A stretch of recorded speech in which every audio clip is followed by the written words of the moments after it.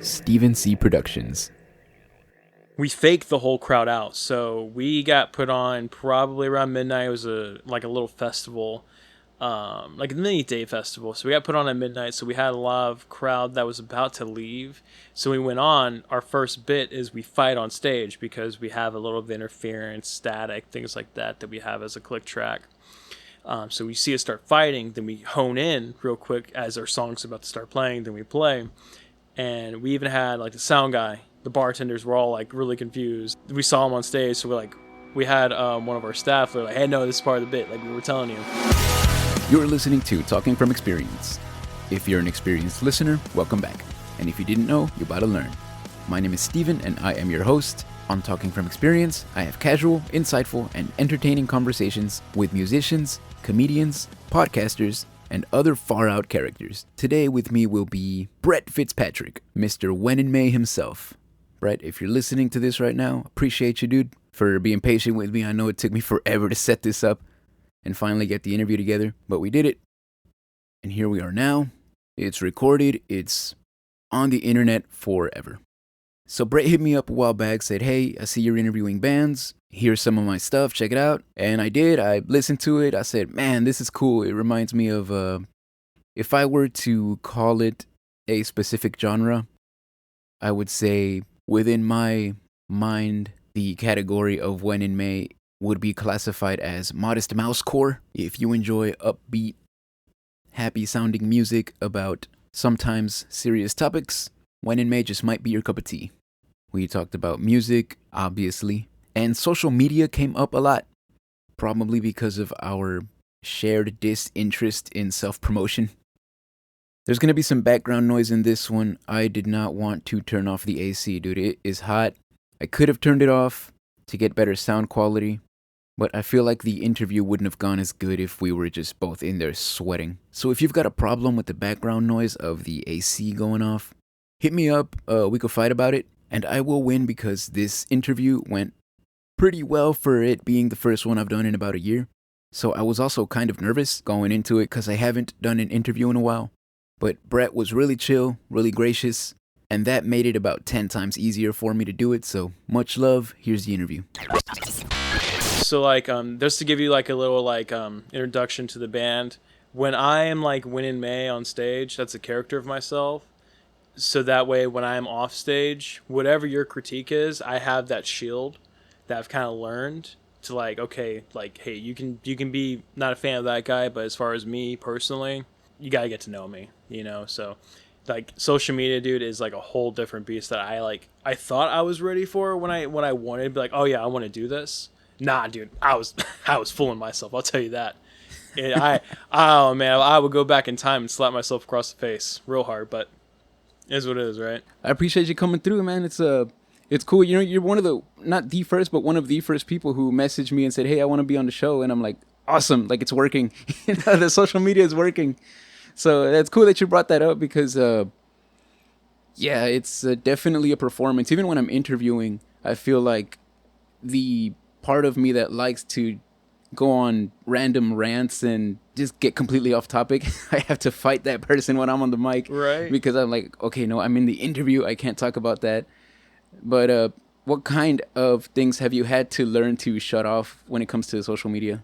The younger side of me that just wants to put my whole heart out there. Like, when I make the music that I make, I really don't make it for anybody else besides myself. I try my best to...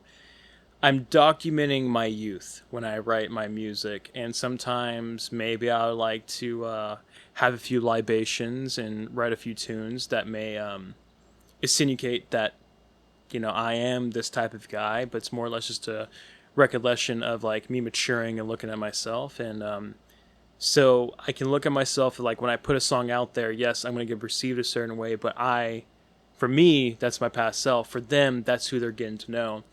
And I've gotten to learn that, first of all, everyone has opinion, and because of social media, everybody's more interlocked.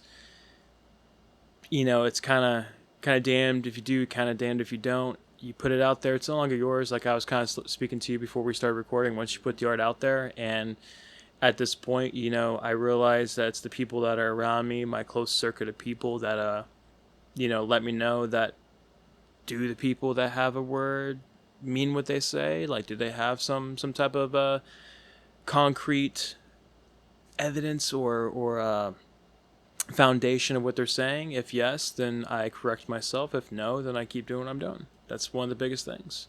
Yeah, that's cool. And that's another thing that I feel social media is actually very good at, is helping creators hone their craft. Because, like you said, there's those that just talk mess for the sake of talking mess, but then there's people who are actually fans, and it's like, hey, you should lean into this more, or I really resonated with that, or hey, maybe don't do that, but they mean it in a genuine way. So that's really cool. I've struggled with that as well as a podcaster, because we have these conversations and topics get brought up sometimes, and you know, we give our 2 cents on the issue. It's like, with podcasting, I think it's a little different, because I don't go in with the intention of putting my heart on the line or just out there, but it happens inevitably. I feel like anybody who has been listening to this podcast, they know me in a way, you know, because my personality comes out, and I try to keep it very professional, try to keep everything pretty nuanced, but also like, this is me doing the interviews, and so, you know, a lot of my ideas and stuff are gonna get reflected in the art, essentially. When did you start doing music? So, I mean, I think anybody in your teenage years can sit there and I grew up in sports, and I have a basketball background, so I grew up with a lot of having your friends in the group start laying down a beat, and you just try to come up with whatever comes to your head. I started trying to take it really seriously in about 2018, because I started suffering through a lot of injuries to where it kept me sidelined, and you'd be surprised how awake you are when you're super tired. And I kind of started feeling a way I need to get this expression out. I know it's not really attractive or seductive for a man to say, hey, I have these feelings and these are things going on in my head, but I wasn't really trying to fit a social norm. And sometimes, you know, you kind of ruminate with self-thought. So I started doing it as almost free therapy, and then I had some friends say they liked a few things, and around 2020 is when we were about to get the ball rolling, and then I think we kind of all know what happened. Kobe died, sent us in the bad timeline. There you go. Yeah. But rest in peace to him, the Mamba, and all that. But so it took a few more years of just kind of trying to hone my craft, and then me and a few buddies put out an album to a project I would not like to name, because man, it was rough. I think everyone has to go through that learning experience too.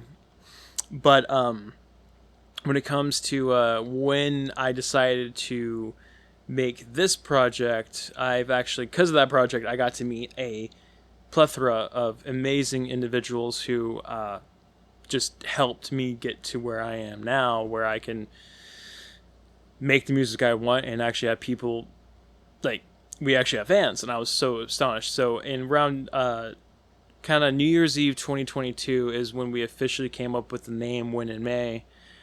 And then from there, we had a whole year to just hype for the first show. And then we played about 6 songs. 4 of them stuck. There was about a few that we didn't feel like we were iffy on, and we knew that. So going into it, like, we were like, okay, if we don't get a good response, we kind of know it. And then those other songs ended up being the songs that stuck for the EP, and then we've kind of built off from there. So I would say with this project, 2022, but taking music seriously, again, from 2018, 2020, that's a weird gap, and just a lot of writing and a lot of bad songs, lots of bad demos. Oh yeah. But that's kind of what you have to deal with, Yeah, for sure. What sport did you play? Oh man, I was a basketball guy. Basketball, bowling was the second one. For some reason I'm more proud of that one. But no, those were my 2 sports, and I got to travel, got to see a lot of the United States, and got to travel to Spain a few times, and that was pretty amazing. And again, because I'm a homeschool kid, so I didn't have anybody looking at me. I kind of put myself out there and just grinded it out until my body failed me. I mean, my mom was I don't know, about 5'2". My dad's about 5'5", but he likes to make the excuse of like, well, I kind of hunch over, so I'm 5'7". But when I put my shoes on, I'm 5'9". But who's really 5'9"? I'm really 5'10". But then it's like the picture kind of shrinks you, so I'm really 6 foot. So he kind of does that maneuver on you. But There you go. but it's So my joints were doomed from the start. But no, it kept me away from doing troubled teenage activities, I think, especially where I grew up. So. Yeah, where was that? Pasadena? Yep, Pasadena. You got that spot on, man. Born and raised. So when you were into music, you were just writing lyrics or any instruments? Or So I think a lot of kids will relate to this. It was Guitar Hero that was like, man, I feel like I can rock out. Yeah. Especially when you put on easy mode, man. Oh, dude, you're killing it. But then I didn't know how to write, so I would just listen to a lot of weird artists. So like one of my inspirations is Jack Antonoff, and I founded his band called Fun.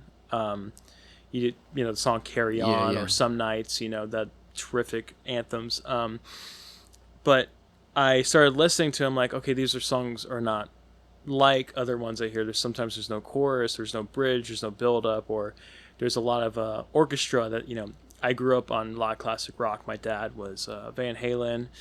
My mom was Journey, so I got to hear a lot of range, especially from the 70s, 80s, and 90s. I'm a 2000s baby, so I started writing basically poetry, and then somebody came along who took the time to say, hey, this is good. You need to figure out what's your best words, where you repeat them, and then what are your throwaway lines. And I started just trying to figure out all that, and YouTube was my best friend, just trying to understand. And I started trying to dissect my favorite bands rather than trying to figure out what's normal, because I would rather sound like my favorite bands, so I am a fan of myself, rather than making music for other people that I may not like and feel like I'm losing a part of myself. That's cool. I think that's a really good place to start, because so many people are making music to try to be popular.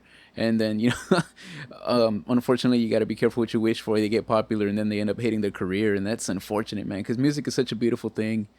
I've always told myself, like, it's crazy how our brains can differentiate the difference between, just noise and music, right? Because everything can produce a sound, but we take these sounds and convert them into, things that people perceive as beautiful. Like, concerts are some of the best experiences anyone can have. Yeah. I think also that's what makes a good lyricist, is understanding that, like you said, the music I put out is no longer mine as soon as it's put out, because I've always felt this way. It's like when you're at a concert, the room is filled with, at times, hundreds of thousands of people singing the exact same lyrics, but to every single person, those lyrics mean something completely different, and there's something so beautiful about that. Facts. What was it like your first time on stage for music? My first time is actually very funny. I got very lucky because I was an intern with a few studios, so I got to come across a lot of different artists that I was personally fans of and got to know the know-how. The first show that we did as Win in May was actually an out-of-town show. We went to Dallas at a Six Springs Tavern. And, I'd done plenty of, punk rock, hard rock shows where you're just playing, you set up, you tear down. We wanted to do something a little bit different, especially with this gimmick of the band. We are the bar band of the night, in quotations. We have a whole gimmick where, again, my persona is I am this drunk lead singer who thinks he's made it already, playing at bars that even locals play at. Damn, that's so good, dude. But he thinks he's it, So even our set list is like a bar menu, with the songs that we're playing and stuff like that. So we faked the whole crowd out. So we got put on probably around midnight. It was a little festival. Like a mini day festival. So we got put on at midnight. So we had a lot of crowd that was about to leave. So we went on. Our first bit is we fight on stage because we have a little bit of interference, static, things like that we have as a click track. So we see us start fighting. Then we hone in real quick as our song's about to start playing. Then we play. And we even had the sound guy. The bartenders were all really confused and they're about to we saw him on stage. So we're we had one of our staff. They're like, "Hey, no, this is part of the bit. We were telling you."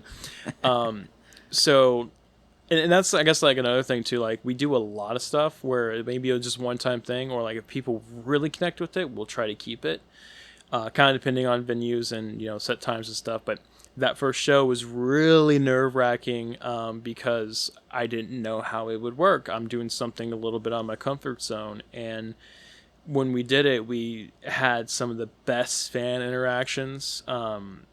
As far as chance for more chest hair, or we had somebody buying us bottles from the bar to put on the stage. That's crazy. That was awesome.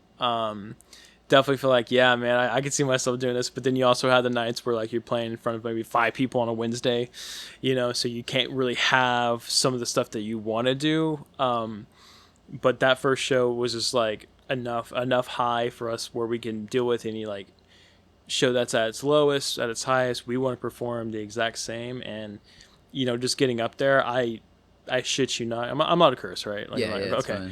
I shit you not, I blinked and that 45 minutes was done. And it's just like kind of so weird when I hit stage, it feels like it's like instant time travel, because I feel like I start and then I'm done.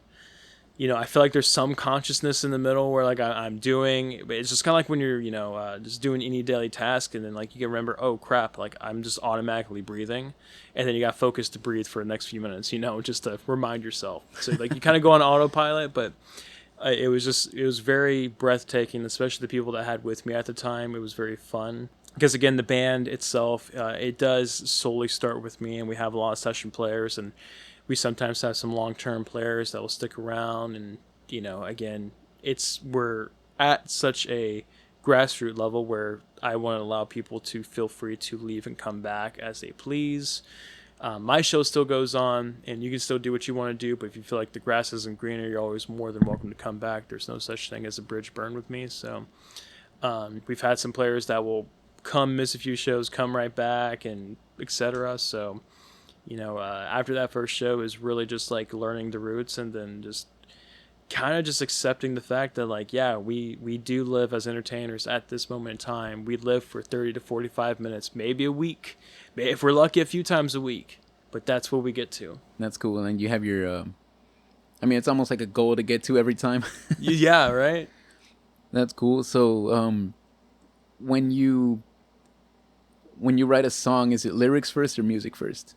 It's normally lyrics first. I guess I'll start with our what people have actually messaged, hate messages if we didn't play. Whoa. Cheap Red Wine.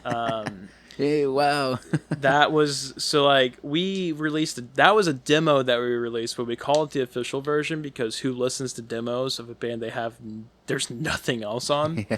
So we did a little Mandela effect on people, and then like switched it when the EP dropped, and people were like, oh man, this song's really good now. It's like, cool. That one, I really, really despise modern pop radio. And I think that's always been the case. I just feel like social media kind of, again, it's a broadcast platform to showcase opinions, and then, the only engagement you're going to get is either people agreeing with you or completely disagreeing with you. So that was the kind of instance of like, I wanted to write a very sleazy breakup song of like, here's why this person should leave me, why they should not talk to me. And then from there, it's kind of like I have an idea. I kind of hear the song in my head. I kind of have references. I try to listen to references that I love. Try to find songs that are like that, but I hate for some reason. Try to dissect why, and then kind of find myself in the middle of like, I know what I like, but I don't want to plagiarize. I know what I don't like, and I don't want to hate myself. So lyrics are mainly the focus. There's a few songs that the beat came first. I would say, like on our latest AP from Dynamics in the Morning, it's called Well I Muttered I Love You. That was completely beat oriented first, and I just kind of was coming up with lyrics, just trying to figure out something that felt right. And then I just kind of reminisced on like a party I got invited to in high school of just like being the only sober person there. Because at the time I was straight edge because I thought I was cool. Thought I was cool and above of everybody else. And I was like, yeah, so when I try to write with a little bit of experience and then a little bit of room for people to relate. and then kind of hone in on like, okay, this is this version of the character, right? Because we don't want to repeat ourselves, but if we do make a callback to lyrics, maybe some fans can kind of pick up on that, again. So Yeah, that's cool. I've always enjoyed artists that do callbacks to lyrics, man. It's like you're building your lore, and then I think that's kind of why people go to the live shows. And then it's cool because when they're at the live show, if they don't know you, then they go back and listen. It's like, oh, whoa, like the song that I heard at the live show, like there's a callback from this song, and that's really cool. Like I love Cage the Elephant, and they do a callback on one of their songs, Trouble. Where yeah, he says, yeah, no, yeah, he says, you know what they say, yeah, the wicked get no rest, and it's a callback to their, yeah, to Ain't No Rest for the Wicked. I'm like, dude, I don't know why, like, it just, if a song got callbacks in it, that's so dope. So that's so dope, like, that you're building your lore, and you've got, it's kind of like a concept album, but for the whole band. yeah, yeah. I mean, we're not the first to do it. I mean, No, not at all. But you gotta think like Pink Floyd, The Wall Tour, Metallica, and Justice for All, 1975 at their very best. 21 Pilots is probably the biggest one that's doing lore. Then you got the band Ghost. They're absolutely killing it. So, I have a lot of inspiration. And again, I'm not trying to reinvent the wheel. I'm just trying to make it a smoother ride. So. I'm not necessarily trying to write the next Bohemian Rhapsody or the next Stairway to Heaven. That's for some other curators. And if I am lucky enough to stumble upon something that people will deem that, cool, by all means. But I'm not going into it to try to be the next great. I'm just trying to be me and be happy with me. yeah, well, I mean, you're on the right path because people can tell. I feel like that's a lot of the reason a lot of people don't like, modern pop music. Is because it can come off as I want to say like ungenuine. But you can tell when an artist really enjoys their own work, and I think that's the goal. And once people say that, once people realize that, hey, look, this guy really means what he's saying, it makes people respect it more, and the people who respect it stick with it. So I think that's how you build a really loyal fan base. So have you played any shows where like the crowd wasn't reciprocal of what you were doing? Oh yeah. So we've what's very funny is we played some kind of like harder rock venues, and for some reason they love us because we do a lot of pop rock, do a lot of jazz. We do even have some versions of our own pop. We also have our harder rock songs that we try to end our shows on always. The only thing like I can do is like I know there's a few people that I like personally handed that flyer to, or I personally invited myself, who has not seen me before, and I cannot let everyone else get ahead of me. There's been people that have literally come up to me after the set, let me know that it was the worst thing they've ever seen. They actually had the audacity to tell me that, and hey, I appreciate that more than you being behind a blue screen telling me that. Then we've also had some crowds where it seemed like it was completely dead, worst show we've ever done. And then we had, because again, our set list, our menus, people were asking for them, like, hey, can we get the band to sign? This was awesome. We just didn't know what to do. And so it's like kind of a 50-50. And, I guess that kind of is like my basketball mindset of like, you don't remember your last shot, you remember your last make. So you just keep firing. And again, like we've had a few people that were completely new to just doing live music, but they were phenomenal musicians, and they didn't know what to expect. They've had some either great openings or some really bad openings, and they stuck around. And we've been able to open a few venues in Austin. We've even opened a venue here in Houston. And that's the thing about music is there's so many people in this world. You're gonna find your crowd. You're gonna find your niche. And, we've been very lucky as a band to be very wide in range. Houston is very much kind of a hardcore scene here. So our like pop rock style isn't fully accepted at all venues, but we've been able to play at most venues. So, if the bands that keep inviting us back like the style that we're playing, at least we know that, hey, they like us, we like them. If we gain a follower or two on Instagram or on some other platform that we probably don't keep up with, Yeah.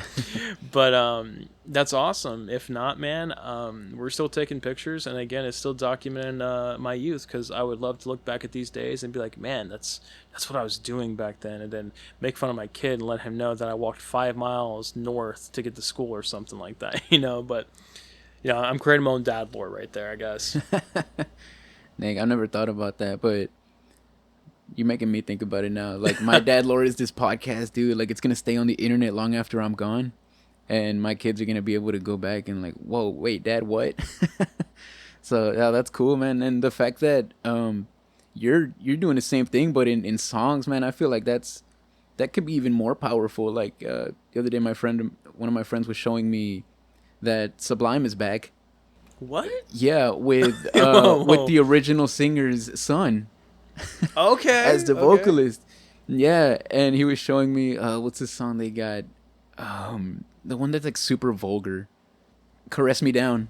Okay. And it was his son singing "Caress Me Down," and I'm like, I wonder what he feels like singing these super vulgar lyrics, and knowing like that this is my dad. Like, Dude, I saw a different podcast. They had Ice Cube's son, and they started playing some songs that Ice Cube made, and they're like, "How do you feel that's about your mom?" And he's like, "Hold up!" like the whole podcast, like, whoa. And no, I actually saw some today about the Smiths doing a reunion, but it's not with Morrissey. It's with the frontman of Red Hot. The name's blinking me. Anthony Kiedis. Thank you.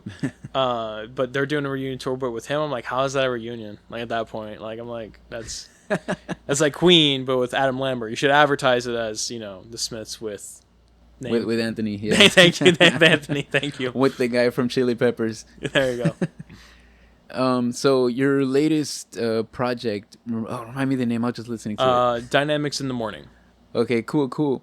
That came about as a full album. Did songs just come together? So it's an EP. It's a 7-song EP, so it's a little bit out of the norm. But I got very confident with some bands in my genre that put out 8-song EPs. I was like, whoa, that's like almost an album. But granted, like, I start to think to myself of like, oh, if I were to buy a full vinyl and there's only 8 songs on it, I would be kind of mad too. So it was a lot of different styles. So the first EP was 5 songs, and we were very gracious because the people that we had at the beginning were just fans of the project, and you'd be surprised how many, like, when you're starting something, your day oneers become your closest friends, and like your closest friends originally or not to be seen anymore for some reason.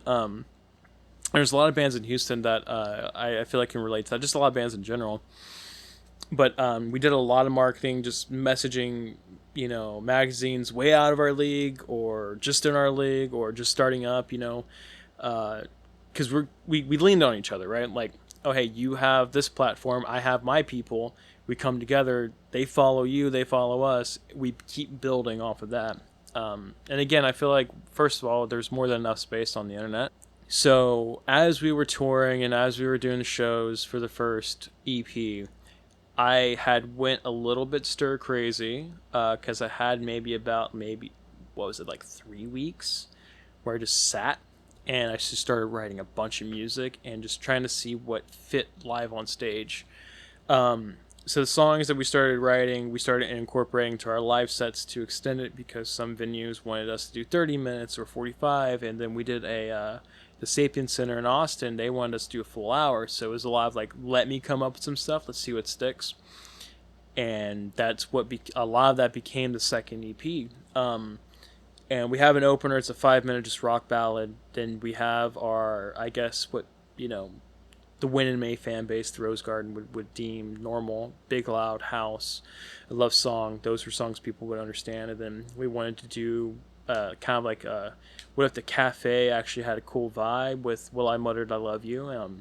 We have a goth rock song with No One Can Change Her, and we did something a little bit different. We had a female vocalist actually lend her voice onto that one, and then our ending track is On Mature's Departure, which is just orchestra, and we got the name from Queen Elizabeth III's memoir about how the love of her life she never got to see again after the age of 19. So it was just kind of like okay, the love of my life is the band, and we betray this character, so at the end I'm the last one on stage hugging everyone goodbye. As the lights dim, I'm the last one left, because that's all I have. I live for that 30 to 45 minutes.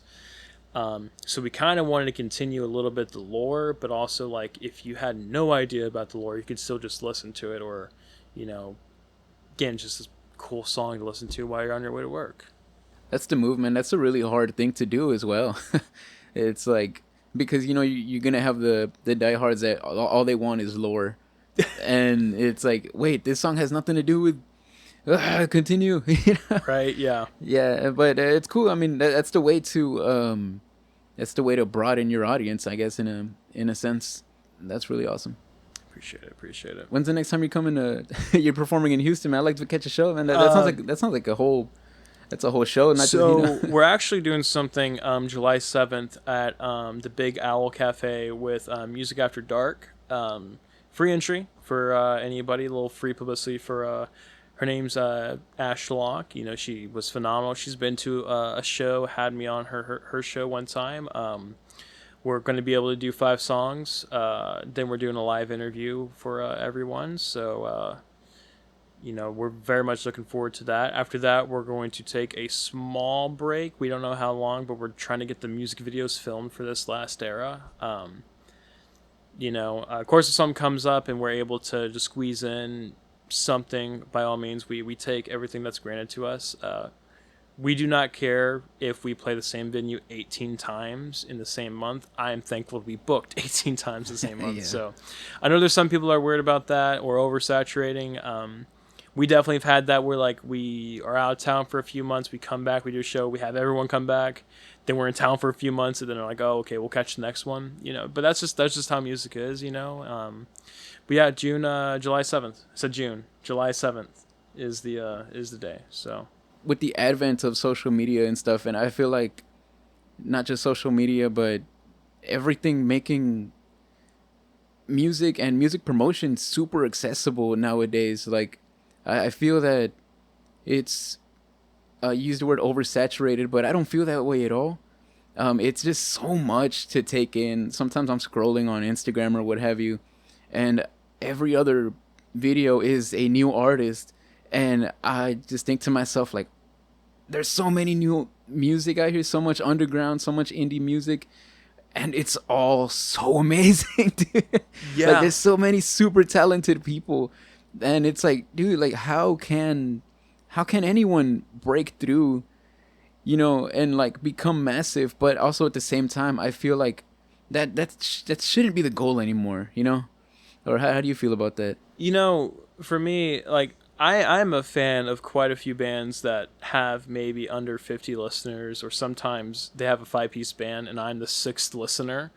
There's a lot of great music out there, and I will say at a certain point, it's no longer skill or your artistic.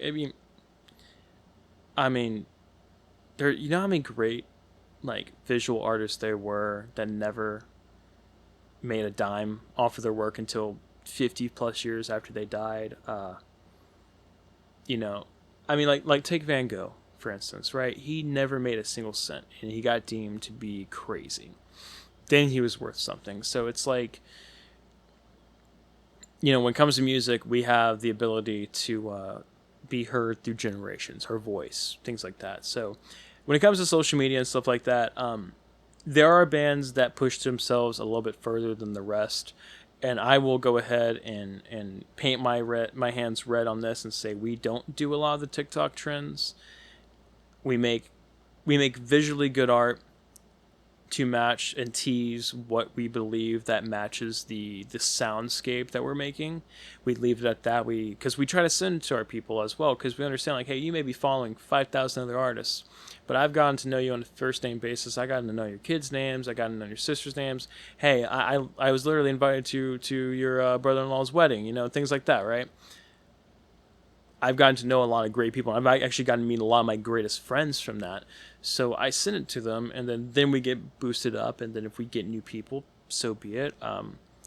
The goal is, and the term sell out is kind of silly when you think of the things, because we all want to sell out. It's just a matter of like, are you selling out your beliefs? Are you selling out for a paycheck? Like, are you doing a movie soundtrack? I mean, if there's an artist right now that got offered, like, I don't know, let's say $2 million to make a song for the latest Disney movie that's coming out, right? And they're so against Disney, whatever. You'd be surprised how many people will say that, because, like, man, it's $2 million. It's life-changing money. I mean, after tax, well, here in Texas, it's not too bad. But if you're anywhere else, like Cali, Grant, you may be coming home with only $600,000 on that. But, again, it's still life-changing money. And, I'm going into this. I want to make just enough money to make just enough music and feel accomplished with that, because life is going to happen. Other things are going to happen. I mean, people that are in the public eye, like let's say Sabrina Carpenter or Chappell Roan, for instance. They're probably the two hottest names in music right now, but they're not just doing music. You got to think of the music videos, because that's different ad revenue from YouTube. You got the streaming royalties. You already had their previous contract. You had the merch. You had their guest appearances on these shows, things like that. So, it's all side hustle. So I feel like, one, there's bands that are just doing this as a hobby. They blow up by accident. They make it their career. Then there's bands that really try hard that don't get to make it, that still keep trying, and you have to work a day job. I feel like as long as the art is getting out there in some way, and if I can find the art that resonates with me, I don't know. I guess I live in this kind of weird middle ground of like, if I make it, I make it. But if not, the sun rose today for me. It's going to rise tomorrow if I'm lucky enough. And then I plan to make more music later on.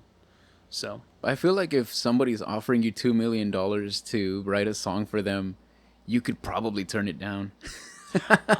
I mean, I don't know if it's like a really weird, like strange movie. I mean, yeah, definitely. But like, I guess like I was just more or less referring to like modern studios of like maybe like Sony or Disney, or I don't know, maybe like A24. A24 would be pretty cool. Not gonna lie. I mean, no, yeah, but I mean in the terms of like selling out, you follow Oliver Anthony at all? I do, yes. Yeah, him. He turned down so much money and kept everything like still independent for how massive he is. And that was like, it's crazy that he made such an impact that he's able to like look long term, and I get it, man. Like, there's artists that are really out here like struggling, like paycheck to paycheck, or not even making enough to survive. So in a sense, they're kind of forced to to take these deals. But I don't know. I just think resonating with people is great, but also you gotta think about yourself at times, and I think that's kind of the idea, and the danger as well with blowing up accidentally. Yeah, I mean, it's definitely weird. Even with our, we only have maybe like a couple thousand people that follow us diehardly, and like, people have messaged like my family members, even some family members that I didn't even know I had, because my last name is huge over in England and stuff. So we've had some weird interactions. But yeah, no, I totally feel you on like, when it comes to making music for other people. Like, if I were to make music for me, I will let you know right now, everything would sound like a B-side. I grew up because my godfather owns a record store, and so when I would go in there and I have just enough money to buy something, it was, do I like one song? Okay, I might like a second song. There's a good probability that might have two songs that sound similar, and so you buy the album. So that's my mentality. I would totally love just to make them a B-side, but I understand there's a reason why. There's a carbon copy of how music blows up, and you have the big hits that, again, 4-chord progression. It's all the same 4 chords, different ways laid out. It's gonna happen, but yeah. Would you consider yourself to be someone who gets like really wrapped up in the music creating process? I feel like the people around me would be able to gauge that a bit more than me. But I'm having my manager here shake her head. Yes, I definitely get wrapped up, and I've changed the names of even our future EPs so many times, and just song titles, or just change my mind. I'm like, this one feels a little bit more, because now we've gotten to the point now where we can kind of gauge what is When in May, what sounds like When in May. Looking back, and we're not trying to necessarily make sequels of songs, but it's like there's a sound that we've kind of learned that people grab to.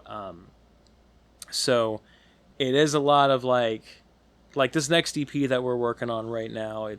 There's a little bit more of me in it, as far as like how I actually feel, because like at this point, like me and my friends like to make fun of the joke that I'm not a celebrity, I'm a Weberty.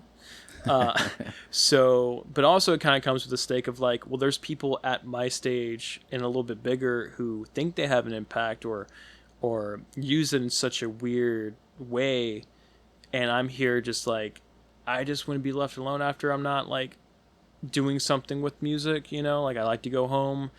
I like it to where if I could shut off my phone, if I shut off my phone tomorrow and never picked it back up again, that doesn't bleed into like who I am personally. So, but I definitely do get wrapped up in like the art.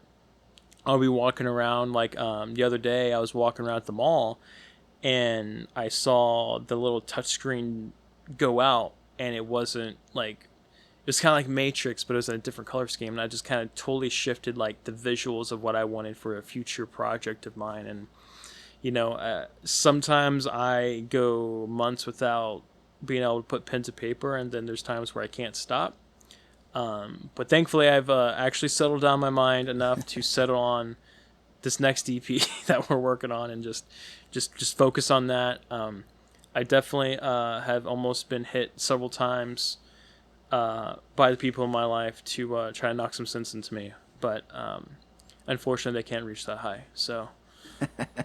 No, yeah. I mean, the reason I ask is because like I'm a musician too, but I don't. I made an active decision to not pursue music whatsoever. I love it as a hobby. I enjoy it. I love playing music. I like to sing and everything. But I told myself my personality type would be a horrible person to every single person around me if I was trying to make a career in music. Like I'd recorded stuff before. Nothing ever got put out. It just wasn't good enough, And it's like, I feel like that kind of put into perspective for me just the type of energy that needs to be put into something, especially that you enjoy. Because I was the same way. Like I don't want to make music for anybody else. Yeah. And the reason I didn't like the music I was making is because like I've heard that before. Yeah. No. My lexicon on the English dictionary is going to sound a little messed up on this point.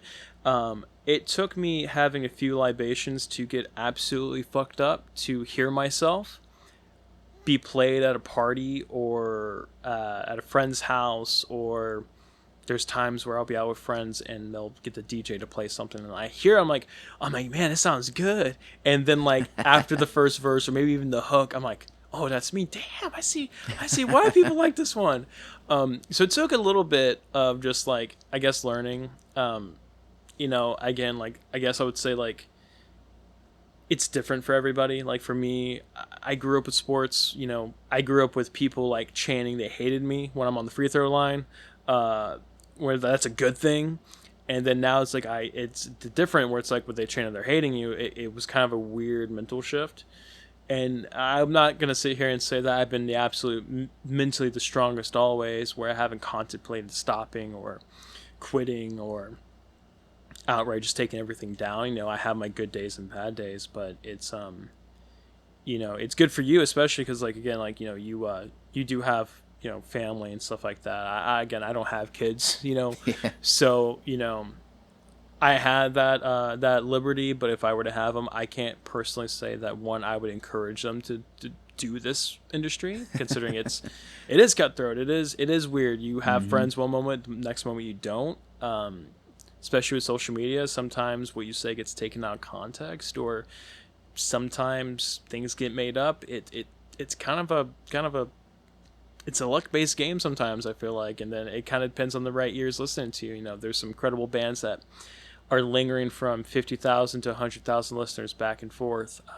Just to name a few, Joan or Milk or Modern Love. Those are phenomenal acts just overseas, who constantly hover, and they just like it feels like they're just that one song away from blowing up, but they've been hovering there for years. So, you can tell they grinded.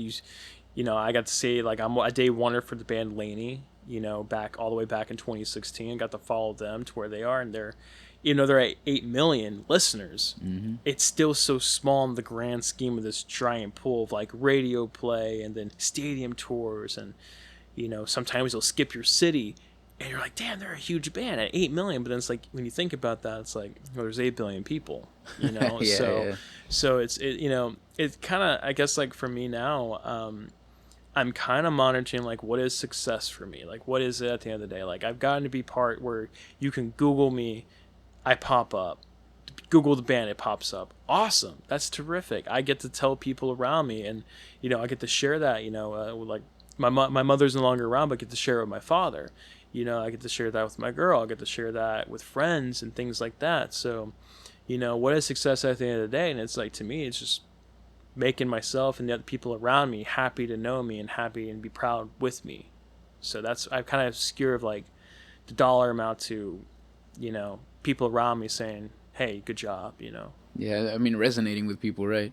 I feel like especially in music, you gotta understand that, like, it is a big world, and you gotta set those expectations, because I think in India, right, they have artists that are massive over there. And I've never heard of them. It's like, I didn't know until a couple years ago that in China, Jackie Chan is more popular for being a singer than I'm sorry, an actor. what? Okay. Dude, I promise you, he's more known for being a musician. I got a 20-minute drive, and I'm going to listen to nothing but Jackie Chan now. Dude, he's not bad. He sings in Chinese. It's cool. Oh, dude, something about Chinese music. I feel like it's got to be so difficult to make lyrics in Chinese, because it's a tonal language. Mm-hmm. Dude, like, they have the same word with a different pitch means it's something completely different. So it's like, how do you even? I'm not going to lie. No, I totally feel that. I mean, again, I'm a white boy who grew up in Pasadena, so my favorite restaurant, my dad's and mom's favorite restaurant growing up, was a little Mexican restaurant called Tempatalan. I didn't even know it was a chain. I just thought that was like the one and only, because you felt like at home there. And mariachi bands was every Tuesday, Wednesday, and Friday, and you just felt when the tone shift. You're just like, I'm vibing, and then I'm crying. I knew that from 8 years old all the way up. So like. And then I recently been put on to K-pop as well. I think forcibly, honestly. I mean, even my little sister is getting into it, and I just feel like I'm getting old. And I don't quite get it. But then there's some songs, man, it's just like, I don't know what I'm saying. But it's in my head. I'm making the noise that I think I'm translating. That's what I'm doing. It's beautiful, really, how it transcends language. You right? Understand. Like, I don't know what they're saying, but I understand the point you're trying to get across, like the attitude. Yes. It's all in the delivery. 100%, man. I appreciate you coming through. I'm not going to take up any more your time. Where can people catch your stuff? On Spotify, YouTube, I'm assuming? So obviously YouTube videos, music videos go to YouTube. We're not popular enough to be on MTV. I don't even think MTV is still a thing like that. We're on Spotify. We're on major streaming. As far as social media, we keep up with Instagram the most. We do plan on trying to either relaunch our TikTok and relaunch our Facebook at some point, just kind of after we're done with catching up on music videos and stuff. Again, I guess to shamelessly plug, you can listen to our latest EP, our sophomore EP, Dynamics in the Morning, everywhere. We're even on Deezer. Didn't know Deezer was a thing until a few days ago. Never heard of it. Yeah, it's overseas, man. I sent my own link there, and like, dude, you're doing this numbers. I'm like, oh, awesome. But no, thank you so much for having me on, allowing me to talk about myself. I think, any lead singer that's a narcissist loves this. so yeah, thank you so much. Oh, yeah, no problem. Honestly, the easiest people to land are lead singers. Brett Fitzpatrick, When in May. Check out their latest EP, Dynamics in the Morning. It's available wherever you get your music. There's also a link in the description for you lazy people. Show them some love. Hit them up on social media. Let them know you heard them on the show. Hey, shout out to Kevin, shout out to Perla. You guys have been day ones. I appreciate the support. And shout out Envy Room, man, for letting me use their song as part of the show. Moving forward, you're going to hear the intro and outro music, which has been very graciously provided by one of the awesome local bands here in Houston, Envy Room. Shout out Eli and all those guys. Hit me up on Instagram, TFXPod. Leave a comment on YouTube. Leave a comment on Spotify. Let me know what questions you want me to ask next time these guys are on. And most importantly, if you enjoy the show, share it with one person you think might enjoy it as well. That is really the sincerest and best way for you to support TFX Pod. I love you, I pray for you, and remember, actions speak louder than words, and your talk should not be cheap. Until next time, bye-bye.